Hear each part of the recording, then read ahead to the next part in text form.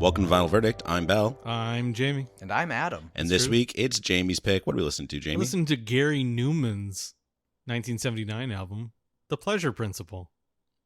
I love Gary Numan. Toy Story, great. I was going to say, Show you got a people friend in me. That's Randy Newman. So is Newman his actual last name? Yes. Wow. Randy or Gary? Randy. Okay, so, is it spelled? Is that how it's actually spelled? Numan. Like a real Newman being? Yeah, that's what I thought. I'm like, is this a play because of human? There's a lot of robot talk. Real name is Gary Newman. Randy Newman's real name is also Randy Newman, but spelled different. It's like New Man. New Man, yeah, like hello, New Man. Everyone says that. That's a good example to use. Well, why don't you tell us more about Gary Numan? Why'd you pick him? Okay, so Gary Numan is kind of a weird dude. I'm into weird, weird dudes. But Gary Newman's kind of an Jamie interesting... Lord just dropped. New Jamie Lord just dropped, yeah. I'm into kind of weird dudes like Gary Newman, and not like that, but also I find him very interesting. So Gary Newman had undiagnosed Asperger's syndrome, and his autistic special interest is airplanes. So for the last 40 years, Gary Newman has owned an airline called Numan Air. Numan Air? Yeah. Right? He's not creative, but he does like planes.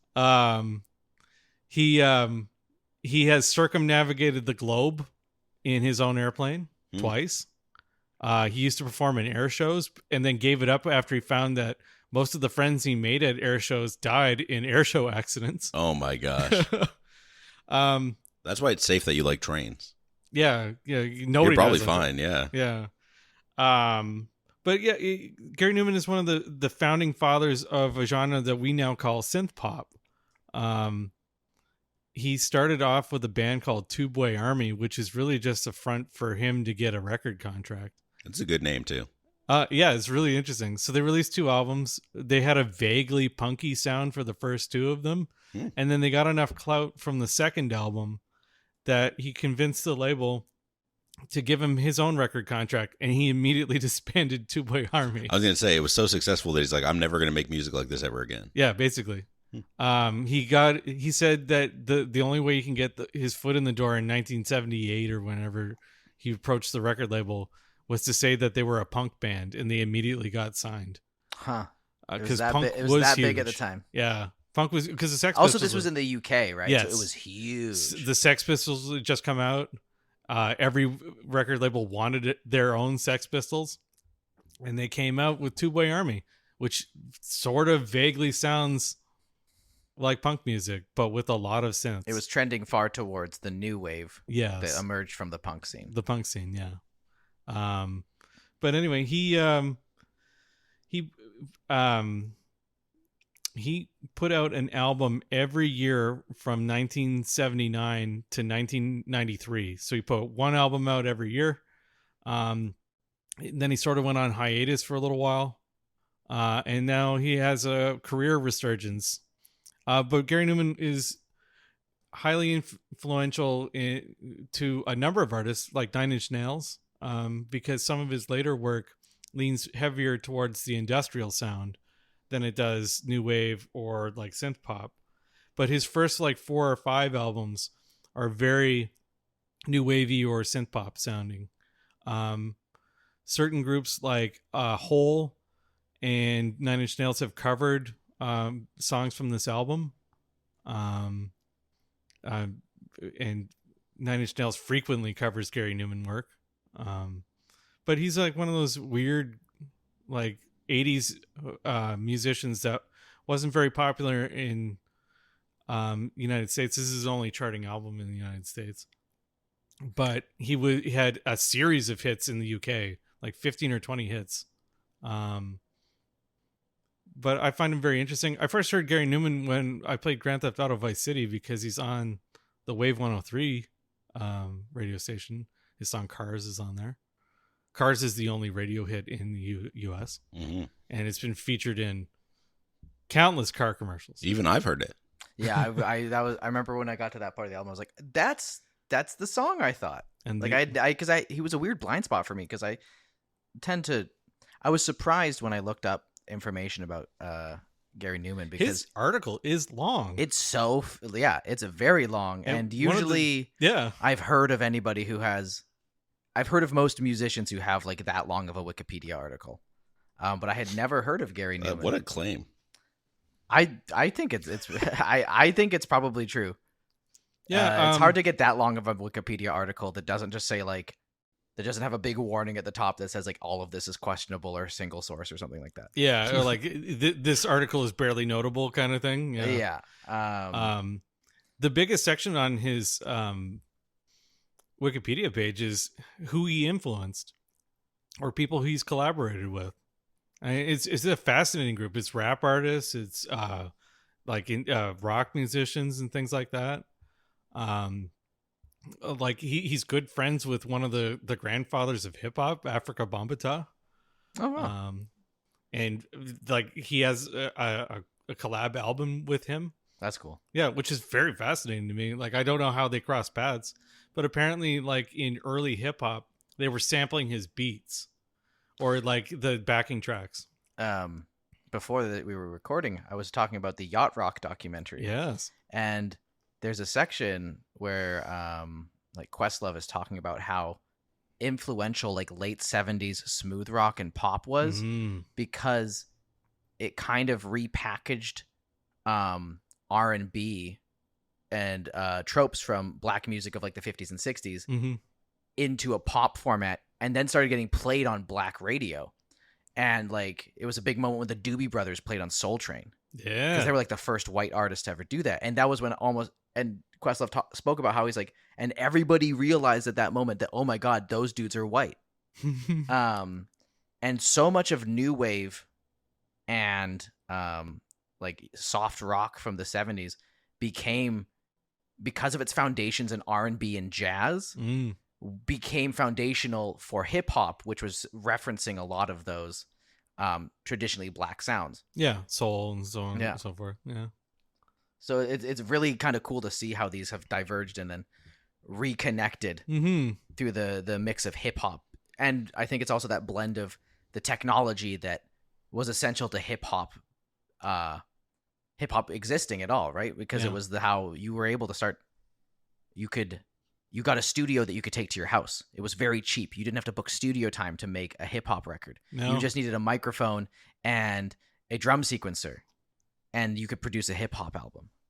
And it's kind of that trickle down of like, well, what's the technology, the sounds of tech that we're hearing in music on the radio is something that I can reproduce now in my house without having to go to a studio.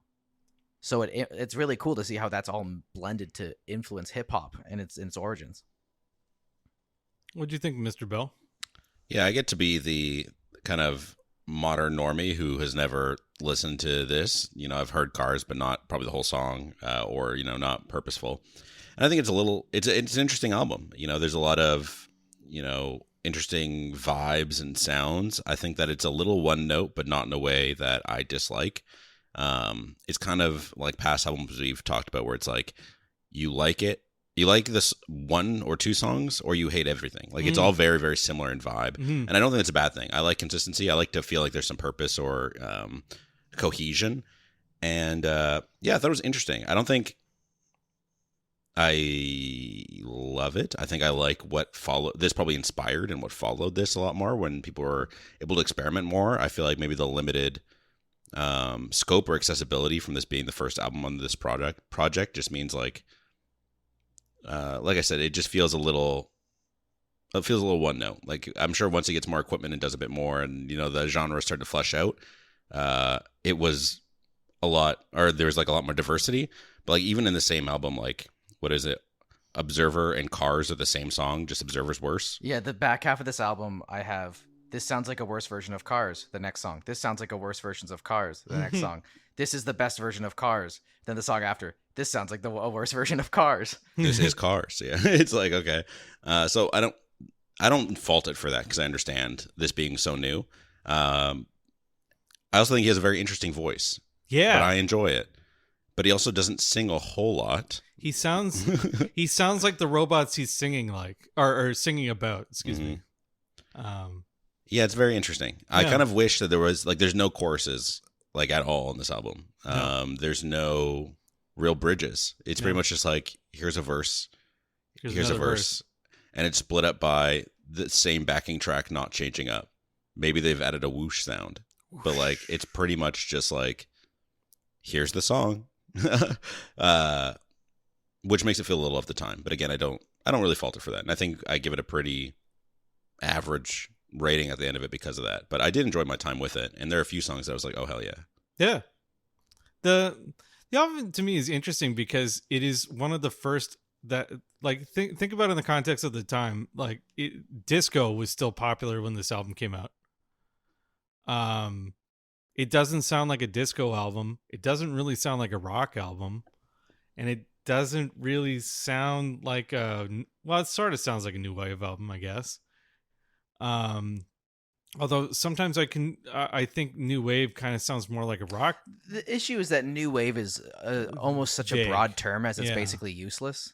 Yeah. Right? It's like being like, oh yeah, that's metal music. It's like, well, okay, that could go anywhere from like Deep Purple to like Cannibal Corpse, and you wouldn't really consider those comparable bands. No, because there's diverse genres inside metal. And like right? new wave was just like a word for like everything that emerged from punk.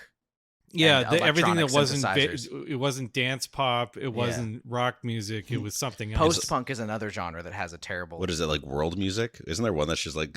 Well, yeah, world music I think is more just like a very ignorant title. Urban. Yeah, oh god. World music just describes sounds or like instruments that you would hear from like anywhere in the world. It's usually describing like music that comes out of like Africa and Asia. But it's not it's not... It's only stuff that doesn't appeal to the Western audiences typically. Like you wouldn't say like Bjork was never called world music. No. Because it was mainstream enough. Even like, and it wasn't like, wow, that's so weird. I've never heard like Icelandic sounds. Wow. Or like, I guess the better thing is that world music probably implies it's from the global south. Mm. Yeah, okay, sure. That's yeah, okay. probably like kind of more of like accurate. Like the man down under. It's still very... Where women... It's a very reductive label. Go and men chunder? How's that song go? Like come from the land down under. Yeah. I don't know anything other than that line. Men chunder. Yeah. It kind of does sound like that, actually. Yeah, I don't know. Yeah. And the women chunder. But yeah, I think it's an interesting album. I would be interested to listen to more Gary Numan. I didn't, but I'm interested a little bit. I mean, you could if you like the sound of this album, his 1980 album Replicas. No, Telecon is his next album. Sounds sort of similar. Too similar? No, I wouldn't say too similar. It does sound similar. It has an equally freaky album cover. We'll talk about that later. I think it's just like it's a black background with just his head. Scary. Yeah, scary. Well, why don't we give it one last listen? Sure.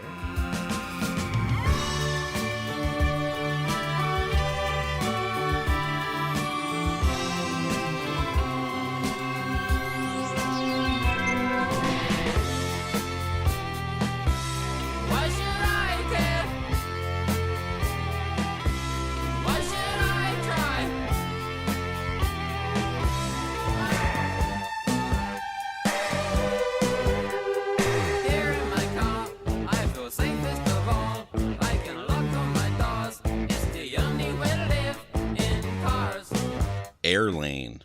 I don't know what that means. I don't think Gary Numan knows what it means. But I like how the start of it sounds like The Cage by Death Grips. Oh, yeah, okay. Oh, I get what you're saying. Yeah, sure. I was like, that's so similar. What the heck? It's an instrumental. Yeah. It's interesting. It introduces a lot of the sounds you'll hear on this album. It's a very theremin sounding synth. Yeah. It's like a mini Moog or it's something? a mini Moog. He plays like three different synths on this album. One of them is, in fact, a mini Moog. I think there's a poly Moog too. Something else.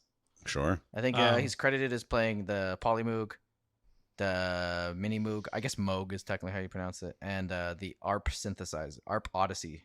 Yeah, which is a cool synthesizer. These are all analog synths.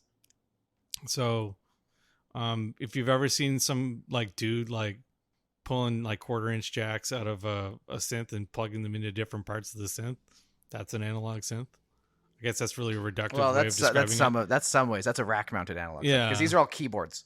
Yes, Like these ones are all keyboard based. that's right. Yeah. The drummer on this album is incredible. I will look up his name because I have forgotten it. But he's really keeping a good beat. And then there's like some like digital percussion on this album too. But Cedric Sharpley, his drumming is great. I think it really helps add enough intrigue to this album with the robotic the robotic sounds as well as the almost simple rhythms. The drumming adds that kind of human flexibility that makes it sound more engaging, and it's really good because it helps when the songs are very simple and the synths are like just corny. Like this is the everyone's made fun of how this album sounds. Like this sound has been parodied so many times because it's a very cheesy sci-fi sound. Oh yeah, 100%. Right, and so like if you want to make something sound like cheesy, low budget sci-fi, just add music like this to it. And then it's like, it feels like, wow, it's the 70s and we're talking about the future. Space. Yes. What is it? In the future, telegrams will be sent by eyes. Especially with all of his album covers look like that as well. Like he's the like, Berserker's 1984 cover, I'm looking at them now. It's like, it's got the Chinese takeout font for some reason, but then he's like absolutely pale white with blue lips and blue hair. And it's like, what is going on? Like, yeah, the cover of this album looks like he's on like a BBC explainer of how a computer works. Yeah, 100%. And it would open with the song Airlane. Yeah, the computers, the future. He's got this like androgynous, like android look. And I find it very fascinating. Like I'm not sure what the look was he was going for, but he went for it. He's Gary Numan. Yeah, That's he's going for Gary Numan, a real human being. And he knocked out the park. And Airlane it's totally instrumental. Yeah, I think it's a fun little opener. It's okay. It just kind of is. I don't have positive or negative feelings. It just is. It's mostly because it is long. For the fact I say this later on as well, it's like this, and I think I said it before, the songs don't change, so it just kind of feels special along with no words. I find it fascinating. So this album went to #1 in the UK. People in the UK could not get enough Gary Numan. Well, they really must have had nothing else to listen to at the time. Well, yeah, I did not grow up in 1970s England, but I mean, we did cover another album from 1979. It was that Elvis Costello album. Yeah, that sucked. Well, it's just a very different sounding album. I mean, The Wall came out. There was at the end of the 70s. There was so much variety. Michael Jackson, Breakfast in America. Oh yeah, that's true. Breakfast in America. Like there was a lot of good albums. Prince. Oh, the original Prince album. Yeah, that's The Police. There was a lot of good stuff, and then this came out, and I guess they were like, "Oh hell yeah!" Yeah, it was weird. Joe's Garage. What, Joe's Garage came out in 1979? Yeah. Oh, that's a great album. We're not gonna We can't talk about the album cover, so I mean, we could. It wouldn't be a favorable. No, it's a gross album cover. Well, it's not gross. Metal. This song is very cool. I love the synths that sound like when people make music using electricity arcs. Mm-hmm. Like it's very zappy. Really adds to the vibe of creating robots. Also, liquid engineers is a very badass term. Yeah. It's a computer recognizing that the people who make computers are mostly made out of water, because like the human body is like 70% water or something like that. So he calls them liquid engineers. It's kind of interesting. The song has been covered by about a bazillion people. I think this song slaps. This is it's real corny. It's real stupid. It's been a target of parody for sure. Oh, so like I am a robot. It's like right in that realm of like easy to make fun of, like Devo kind of stuff. But the synth lead lines are doo doo doo doo doo in the middle of the lines are like, they feel so much like an electronic notification. Like that's the feedback from a machine. It's this really fun theme, and the atmosphere is really good. Yeah, it's about a robot or like a clone or something that's like human like, appearing, but human. not quite. So. Yeah, I do wish, this is one where I especially wish the song had a hook or a synth solo or something to take it to the next level. Because again, it's just two verses separated by swooshing. I did find myself coming back to the song because I like the atmosphere. It matches the story being told. It would be a good Halloween song. Sure. Like it's kind of like vaguely, it would be a very good kind of Halloween vaguely song. spooky. That's It's a more, great but it's idea. fun. I like the quick fade out, which I don't like a fade out, but this like really, it's like 2 seconds and the song is faded out. I wish I had a more substantial end, even if it was like a crashing noise, like this cyborg escapes would have added something to it. But Murdered all the quick fade out's liquid good. engineers. Yeah. Yeah. Well, there's a song later, but like how the last robot is like, oh, we killed everybody and now I'm alone and I'm gonna die. I'm gonna die because I'm the last thing. So like adding that kind of continuation to the story would have been interesting. Yeah. It doesn't happen, but whatever. This song has been covered by artists such as Nine Inch Nails and Africa Bambaataa, and which is a weird one. And the band Thought Industry, which I don't mind. So anyway, we get on to what's the next one? Complex. Now this is Complex? this is a good track. Complex. I like it. The strings on this track are amazing. Mm-hmm. Yeah, the 1.5 minute long intro is hard. Like it's so good. Yeah. The strings and the synth with the dotting piano in the background is such a vibe. I like the buzzing that pulses in and out during the verses too. It's very surreal in a really nice way. He said it was about two different things at the same time: a girlfriend who let him down, and his interaction with fans, even though he wasn't particularly famous. You know how I feel about that. Yeah. This one's not bad though. I don't usually like songs about people being like, we're famous before they're famous, but it's pretty subtle. Like he's just like the fans looking and waving at me. He was still like he'd been in a band. He was fans. not. Yeah, he said he wasn't famous at the time he wrote it, but he was talking about how he was observing people in the crowd. Mm-hmm. Yeah, he's no Boston. No, they were writing about being famous because that guy willed that album into being number one. You got to respect that. Yeah, like he spent 8 kind years of writing the best, like a Sam Altman type arc. I was gonna say, like, if you don't will your album number one, you didn't want it hard enough. Yeah, that's why Hanson never had further success. Bop was enough for them. They stopped willing. Bop. Well, aren't they successful in the sense that like as a family they have like 27 children now? Jeez, because they're all like weird like that. Hansons. Yeah, the Hanson brothers, quadruple. Let me get into films. It's got some gritty synths at the beginning. Yeah, I like the darker vibe on this one. Yeah, the drums and the bass work is so good. The bass on a few songs is like so good. The bass is played by a fellow named Paul Gardner, I believe. Yeah, the rhythm section keeps this album like together and moving. It has a lot of pulse and humanness where the synths don't have. And I think that the way that they handle this is why I enjoyed this so much more than the Cars, because the Cars were so rigid rhythmically in their rhythm sections. And even though like a lot of the crazy awesome guitar work on the Cars album like elevates a lot of the sections, the rhythm section is just really what keeps me motivated to keep listening to this song. Yeah, there've been some good bass lines like in general on this album. Mm-hmm.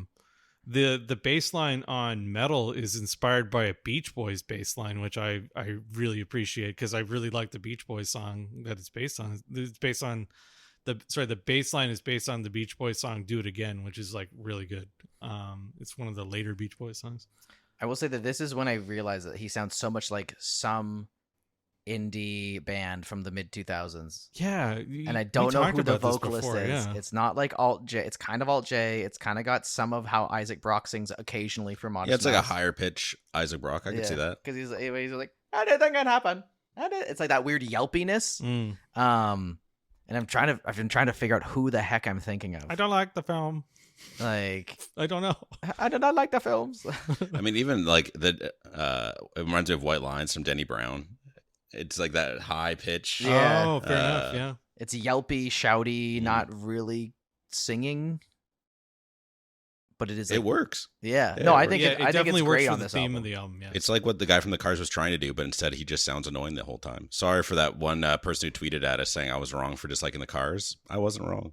Wait, someone tweeted us? Yeah. And I haven't checked this. It's like, even though at Jake Belvots is wrong about the album being bad, I was like, okay, I see you. This is probably a good time to announce. I'm going to stop updating the Twitter and probably move over to Blue Sky. Follow us on Blue Sky at Vinyl Verdict, which I will create after this episode. Either at Vinyl Verdict or at Vinyl Verdict Pod. Yeah. Anyway, then we get into ME. This one's cool. It was sampled by Basement Jaxx to do "Where's So Your Head At?" good. Your head So at? iconic. The only problem is that it just made me want to listen to that song because Yeah. where your head at is so good. Me is pretty good. Me, but yeah, I'm listening to Basement Jack every time. I love the Where's- little like the plucky. I don't know what guitar thing, the dun, dun, dun, or like a tube. What is that like lead line that's on the under the chorus part of this? The dun, dun, dun, Oh, I don't dun, dun, know. dun, dun, dun, That's a dun. good question. But it's such a great. I love the noise, and I think it's a great. So there's no guitar on this album at all. Ah, okay. It's some So, sort. It sounded. I it's just gotta thought be it a sounded synth, plucked. Yeah. Yeah, it does sound like the pipes that the Blue Man Group play. Yeah, maybe. It's hard to say. It could be like digital percussion of some sort. It is an interesting sound. I know what you're talking about. Gary Numan said this song was inspired by "A Scanner Darkly" by Philip K. Dick. Something else was inspired by that. Yeah. It's I can't funny. remember. I don't feel like the strings work as well in this song. At least not as well as some of the previous songs. Also, the weird plucking I could live without. Like it's fine. It adds some texture, but it's very prominent, so it feels a little odd. I kind of would have liked if it was like a little farther back, but it is what it is. I think that outside of Airlane, this is my least favorite song aside A. Not because it's a bad song, just because like the others are quite good. This one's just good. There's Not a quite third synth part at the end that sounds like something speeding from one side of the stereo to the other. And I liked it. It kind of sounded like a rocket taking off or like a fast car, or I don't know how to describe it. It's like the sound. I kind of dug that. It was kind of cool. Yeah, actually, I'm surprised you don't like. I guess you said it's your least favorite song because I think the song's has such a beautiful melody. Okay. I really like this song. I think it's quite a great track. That's one thing that I think really supports a lot of these tracks is that even if they are very simplistic, the melodies and the vocal and like the lines are really good. And probably he's like, yeah, I nailed it. I don't need to do any more work. I got one good line. And maybe the songs wanted a little bit more movement or complexity. Yeah. But at least what we got was so good. So that was the end of side A, or side 1, I guess. And then we get into side B, or side 2. Tracks. With tracks. I like how he goes Tom DeLonge in this one. It's the way he pronounces lines are Lines. where are their lines? Where is the time? I'm Their like, okay. loins. Where are their loins? I just Tom DeLonge is such a funny voice. And so every time even though this guy actually probably has an accent, it's weird that it comes through like only in this song compared to others. This song just doesn't really have a ton of substance to me. It feels like it's about to get going and then it ends. Like it doesn't have a build up and like a big swell. It just kind of is. Yeah, it's like Airline's part 2, but it doesn't pick up as well in the second half. Like at least in the second half of Airlane, it's like woo. The piano part is kind of nice. I like that. Yeah, it doesn't really do anything for me. I didn't dislike it. I did like the little piano and strings outro to it. Other than that, yeah, it's a song on the album. Having said that, the album's not that long, so the version that's on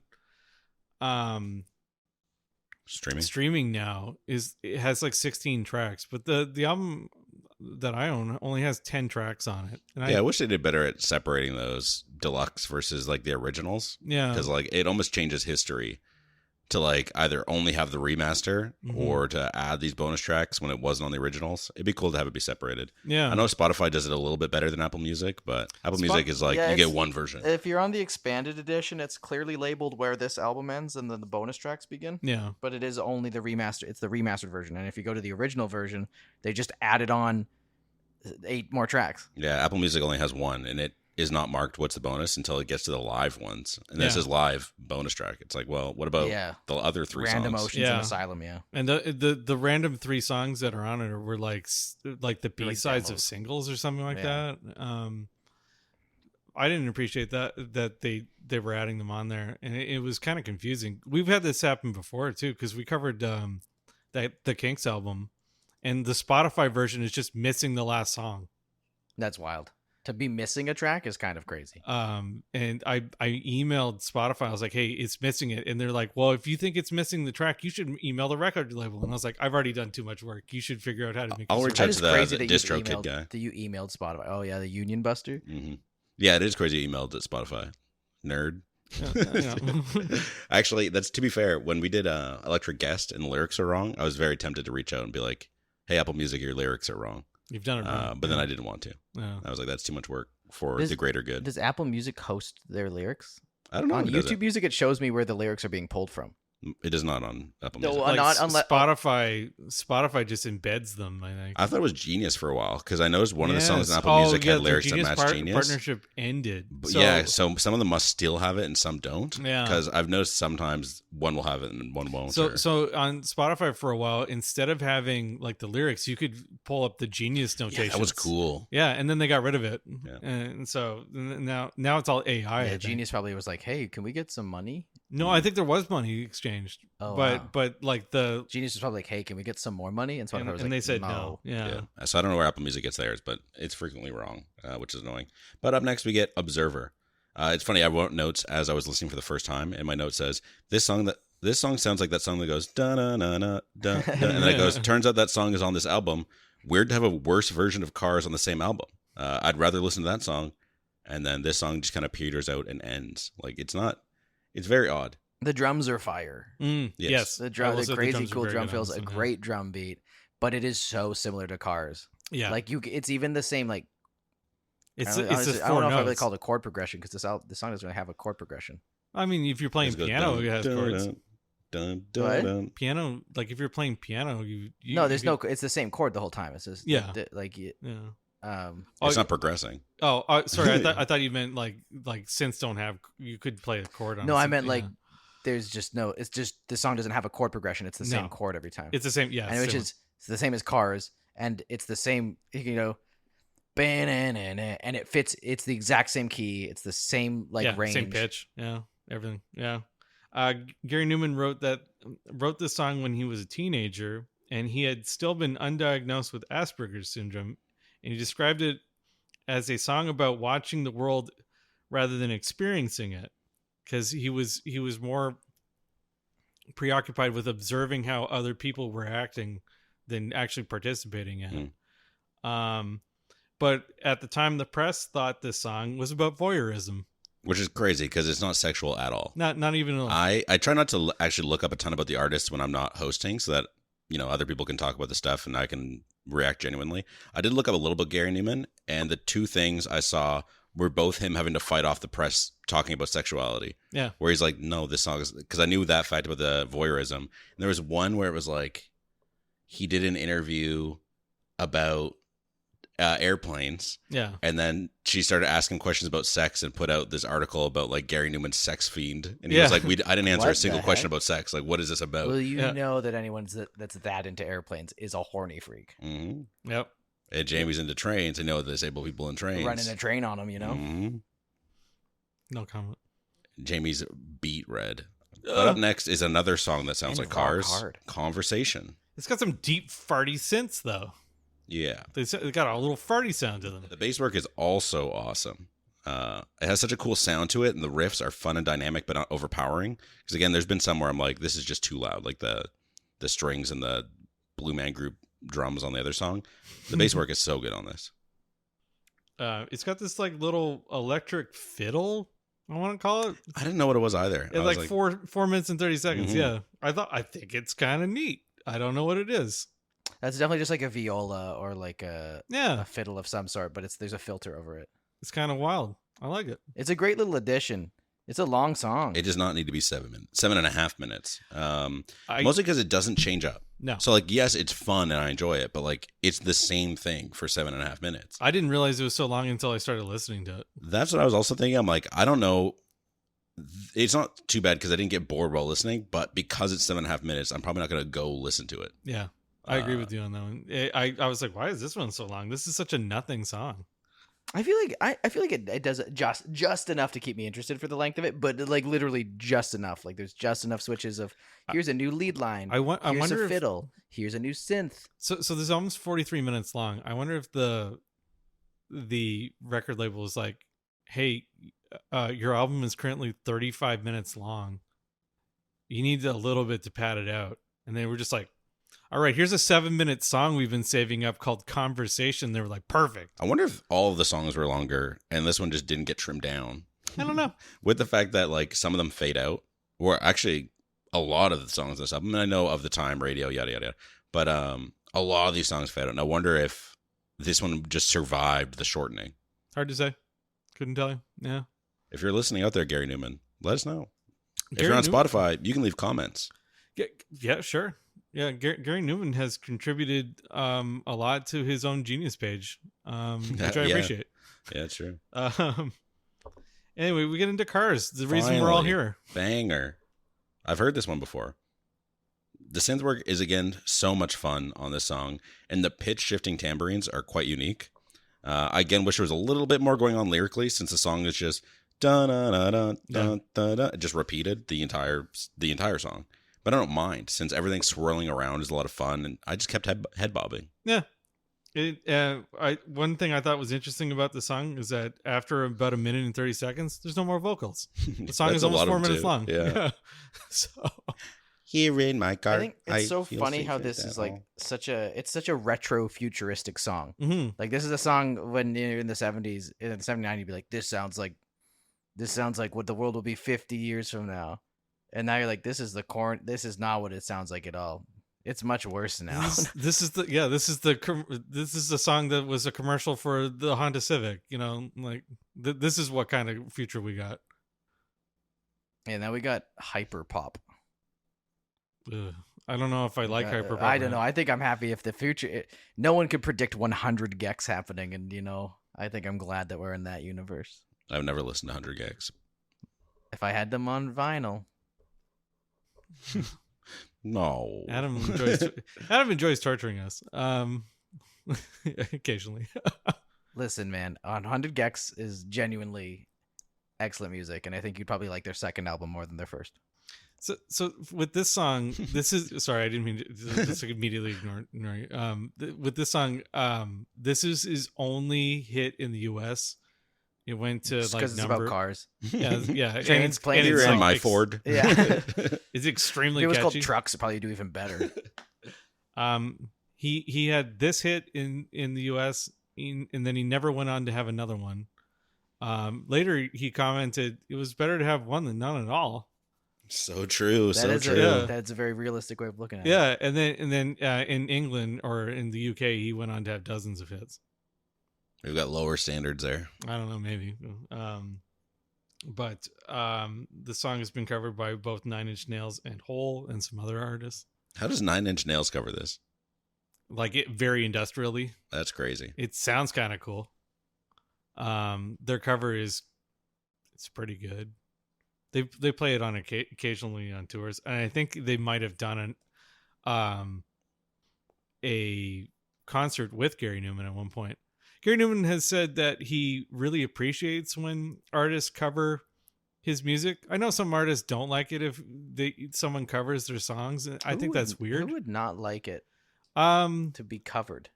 I don't know. It feels like such an But honor to have somebody like want to cover your music. Yeah.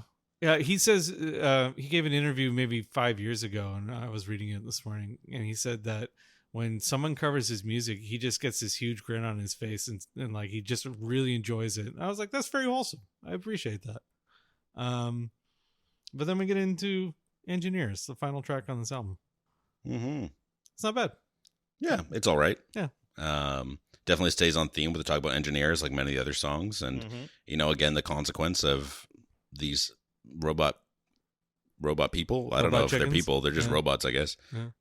Killing everyone off, and then being like, "Damn, I guess we're gonna die too." We didn't plan that very well, and then this last robot's like, "I'm the last one, and I guess I'm gonna die alone here eventually," which is kind of funny. But it feels like the album kind of ends with a fizzle instead of a bang. But I guess I shouldn't have expected anything different because none of the songs end with a bang. So like, why would Yeah, Why would it change on this last one? There's no like grand finish to the No. album, Which would have been cool, especially with this idea of like, well, again, it would have added a lot to have something at the end, like at whatever that second song is, metal. If it ended with a crash or something, it would have been cool. Yeah. Same thing here. No, none of them end with a crash. Some of them just end. Yeah, this is one of them. Yeah. He's just like, okay. What'd you think, kiddo? So I zoned out. I thought maybe I'd found the band that they sound like. I thought it was Passion Pit, and I looked it up, and it was not. No, it's not Passion Pit. It's not Passion Pit. What was the question? What do you think of the song Engineers? It's a cool little marching kind of robot song, and it feels like launching into space, which is kind of fun after this like very robotic album. It kind of feels like he's concluding by being like, "Goodbye, world. I'm going away for now." And I have to go back to my home planet. It's an interesting closer. I think it's kind of again, I like closers. I feel like are such a great moment on an album to really develop an idea and expand and go somewhere a little bit different. And it, like all the tracks on this album, it kind of stays on the same idea, which is a little disappointing. But it's cool, and it's very on brand. Yes. Yes, I will agree with that. Let's look at the album cover, if you will. Good album cover. Yeah, it's a sweet album cover. It is a interpolation of a surrealist painting by the same name by a French artist named René Magritte. I butchered that one. I apologize. The painting is called The Pleasure Principle and subtitled A Portrait of Edward James. Let me tell you, I just Googled The Pleasure Principle art. Yep. Don't do that on your work laptop. Don't do that on your work laptop. You will get not safe for work images. Sorry, what? Don't look at what? The Pleasure Principle on DuckDuckGo search brings up very adult content on your work laptop. Interesting. In the original painting, a man has his arms rested on a wooden table, which lies a small stone, and a ball of light, which is obliterating the man's head.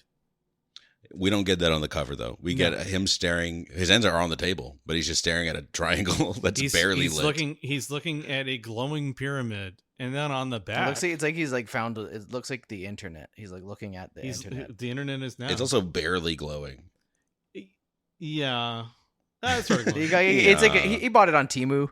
It looked a lot brighter in the pictures. Temu. It was also supposed to be as big as him, but. And then on the back, we get Gary Numan, and his head is the pyramid now. No, he's holding it up to his face. You can see the tip of his head too. They couldn't have been like lifted up a little bit more. Why are the buttons on a suit like at nipple width? Like they're so far apart. See? It's a double-breasted suit. Yeah, but the buttons don't go under the nips. Like go to the front. Oh yeah, I don't know. It was the style of the time. I don't know. Mm-hmm. And then on the back, it just has like the credits. And there is someone who plays. You're right. Someone plays viola on one of these. Very good. Well, there's at least two songs. Well, there's a backing violin because Complex has strings, and then also Conversation is. And then and they were kind enough to mark them on there. So White Pyramid is the fellow playing the violin. Clear Pyramid is the backing vocals. What? Yeah. Who? Yeah. Clear Pyramid? He just refuses to repeat himself. Sorry, there's a little diagram indicating who's on them. Oh, for each track. So it's like I thought you meant that you were referencing like the pyramid on the front was the backing vocals. The pyramid on the back played the strings. Inside, you get a bunch of people. This is a crazy photo. They're dressed up like Devo. They're in it, and they're like partially inside the pyramid, and they're like ready for karate. Yeah. Oh, he's a white belt. Damn, he's learning. Everyone's dressed up like Aurelian. And then on the back we get semi-handwritten. That's cute. Lyric notes. All songs written by Gary Numan, 1979. I'm still enamored by this inside photo. I'm glad it's not the cover or the back, but I also kind of like it. It's very odd. It is extremely strange. The font choice is also unreal. I don't know what the font for all the lyrics are. It looks like Comic Sans or Papyrus. Yeah, it looks like the font that people are like, if you have dyslexia, this helps you read it. Like it's a very odd looking font. I don't understand. It looks vaguely handwritten. This is an original pressing. This is a made in Canada one. It sounds good. Yeah, it sounds excellent. It was in immaculate condition when I bought it, and I think I paid. Now it's in rough condition. well, I think it's about the same as when I bought it. I bought it on Discogs for like $9.99 or something like that, plus like $13 in shipping. That's how they get you. So yeah, but I got it from a Canadian buyer, and it's a Canadian pressing. So I think I paid. So was that like $22 or something like that? Good math. Sure. Do you think that Gary Numan and Gary Oldman have a cosmic connection? Maybe they're about the same age. That's insane. That doesn't make sense. One's old man. They're about the same age, not the same age. How old's He's a Gary little Newman? newer. Or Gary Numan will be.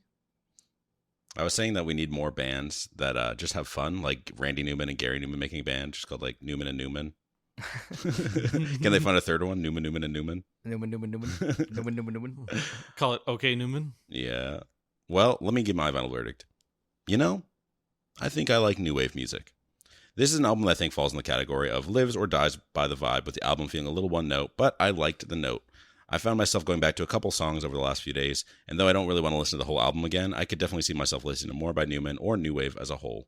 I'm putting The Pleasure Principle by Gary Numan in the 15th spot, under Atrocity Exhibition by Danny Brown, and above The City Under the City by L'Orange. This album doesn't really have a lot of staying power to me as much as other albums we've listened to so far, but I still think it's worth the listen, especially if you like synth-pop and like want to hear where it came from. I think there is some cool ideas here that I wish were explored more, which I think is a good sign. You know, sometimes you're like, these weren't explored more and I don't want to hear anymore. For this one, I'm like, oh, this was so good, I wish it was more. Which obviously harms and flatters the album. Adam? I think that this is a really cool album. I very much enjoyed my time with it.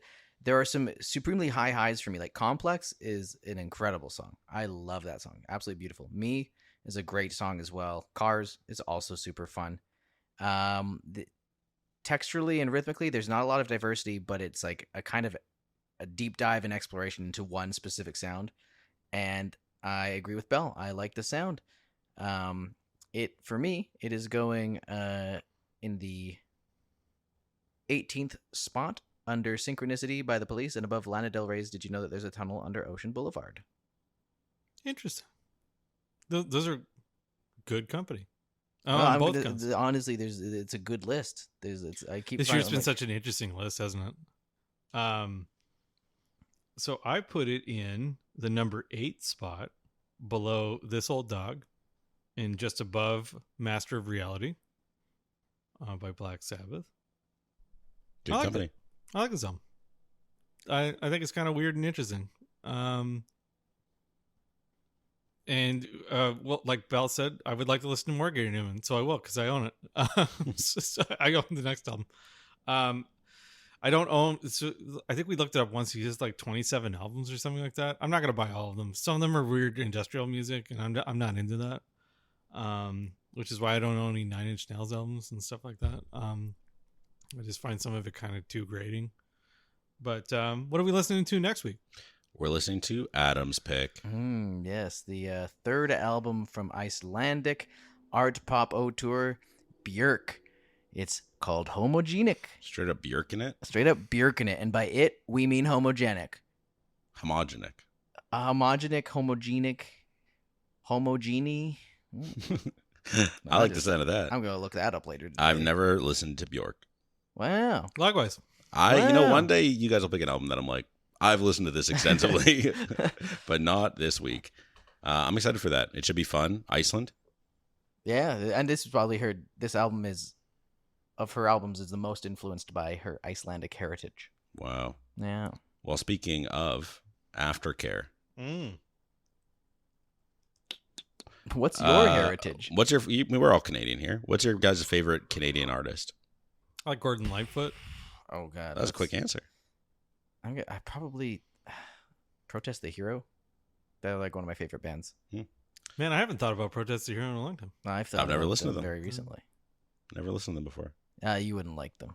I respect it. You're like, this is Tumblr core. And I was like, they were cool before Tumblr. Did that offend you when I said that you like Tumblr core? Dude, that's because you don't understand what Tumblr core really is. I'll send you some Tumblr core stuff. I just found an album that was really good this year, but it does have a wolf and a rabbit having sex on the cover. It's Oh yeah, you showed me that. I was like, that's hot. Yeah, and I was like, the album's quite good actually.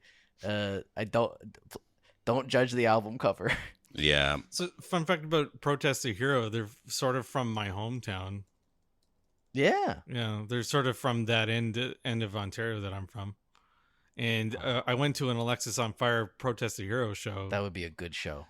Before either of them had, like, I'm not going to call them before they were famous. They had released albums, but before they had, like, received heavy radio play or whatever. Yeah, because Protest the Hero, like, really popped off with kind of the burgeoning early metalcore scene. Like, same with Alexis on Fire. Like, yeah, 2006, like the first studio album that Protest the Hero made, Keziah. I've always called it Kezia. I don't know why. Yeah, because it looks like it should be pronounced Kezia, but on the album they say it, and it's Keziah. Oh, see, It's like how everyone calls it Asia by Steely Dan until you hear the song and you realize that they're saying Asia. Oh. Yeah. But yeah, they really like kind of blew up very early because of the popularity and emergence of metalcore, and because of like MySpace. Yeah, like they were one of the bands that just benefited from really picking up a lot of attention from the online community. Well, they crowdfunded their fourth album too.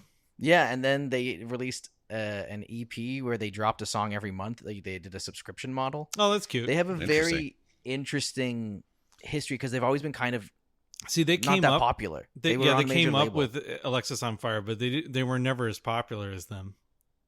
Yeah, they never quite hit the peak, but they were on like a major label for like 3 records. At least, yeah. They were with Epitaph or something, and then Vagrant. Yeah, I think Vagrant, okay. Vagrant was like I can't remember who that's a sub label of, but and then they lost their label after their third album, and trying to go independent, they've kind of always struggled financially, which is why they did a crowdfunding for their album, which I contributed to. So I am in the liner notes of one of their albums. Whoa, yeah. Crazy. And then Adam Sondergaard, famous Protest the Hero member. Yeah, I'm like venture capital for Canadian math rock bands. Excuse me, they're a progressive metal band. They're like mathcore. Yeah. They're a lot of things.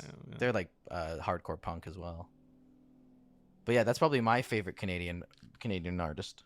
What about you, kiddo? I mean, it's got to be a Prozac. Wow, really? Probably Nickelback. Any Canadian act, really. Tanya Tagaq. Bad Not Good is good. Bare Naked Ladies. Mac DeMarco. The Weeknd. The Weeknd would be up there. Billy Talent would be up there. Oh, yeah, Billy Talent. I keep forgetting about those guys. Mm-hmm. Yeah, we have quite a few good artists. Sam Roberts Band. Oh, yeah, sure. It is a shame that Billy Talent is not considered up there with like the Sum 41s and Blink 182s. Like the fact that they never Sum 41's crazy to me that they're not. The fact that they never were able to quite break through into the US. They were so popular shame. here. So it's crazy to think that they weren't. Absolutely. They're huge here and also in Germany.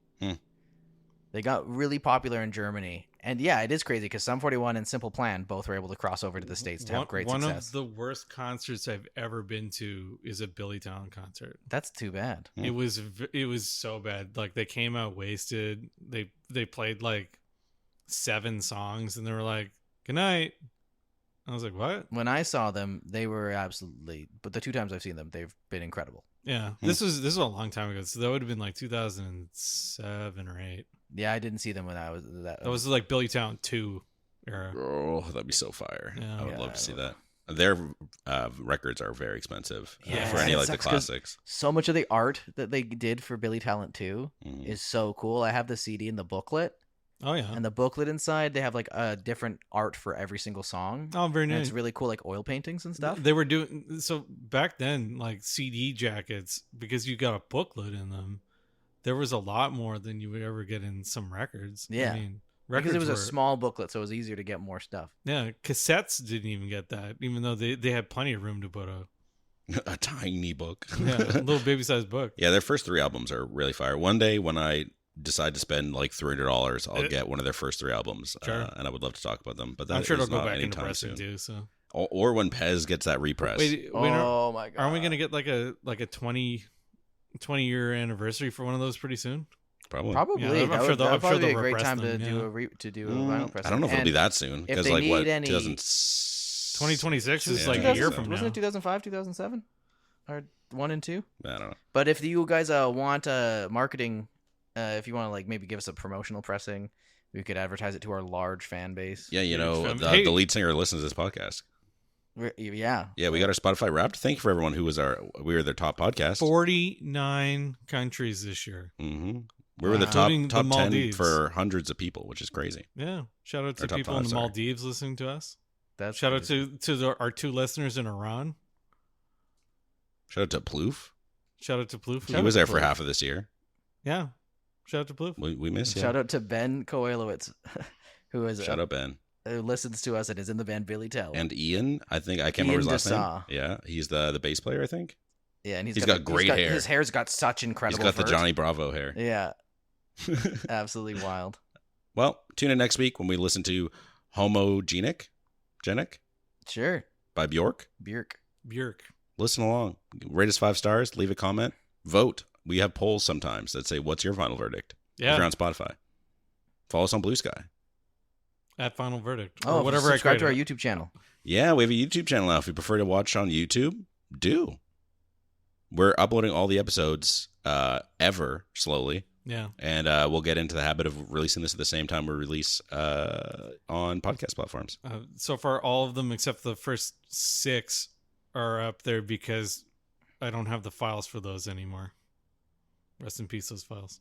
I'll help Jamie. They'll be up there. They might be on an SSD somewhere. We'll just upload a camcorder aimed at a TV that has Spotify open that's playing the episode. So the first 6 episodes, Plouf played the record, and that's the video. Yeah, So we recorded the vinyl spinning, and I would loop it while we were talking, and then have it end, the record end when we finished talking. Like Plouf's hands are in the video flipping the record over and everything. That's cool. Yeah. And then we stopped doing that because like, it it's took too much work. took forever. Yeah. Yeah. And he had he wanted because he was trying to set up his camera or something like that or whatever. Yeah. Anyway, shout out to Plouf. Shout out to you for listening to this record. Shout out Bye-bye. to Adam for coming next week. Yeah. And then he's gone. Bye.